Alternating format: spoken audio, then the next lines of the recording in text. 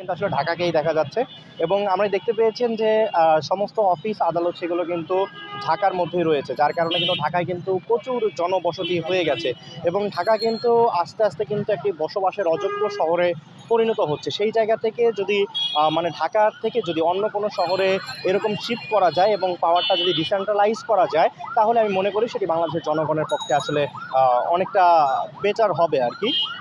For better future যেই উদ্যোগগুলো গ্রহণ করছে সেই উদ্যোগগুলোকে আমরা ইতিবাচকভাবে দেখছি।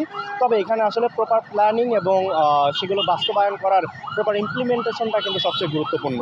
দেখা যায় যে কি অনেক সময় দেখা যায় যে কি অনেক কিছুই প্রস্তাবনা করা হয়, কিন্তু আসলে বাস্তবিকভাবে সেগুলো প্রয়োগ করা কিংবা সেগুলো বাস্তবায়ন করা অনেক ক্ষেত্রেই বাধার সৃষ্টি হয়। আমি মনে করব যে যেটা জনগণের পক্ষে কল্যাণ এবং জনগণের প্রত্যাশার যাতে পরিপূর্ণ প্রতিফলন নিশ্চিত হয়, সেক্ষেত্রে যাতে সংস্কার কমিশনগুলো কাজ করে। দেখুন, আমি আপাতত ব্যাপারগুলোকে ইতিবাচকভাবে দেখছি।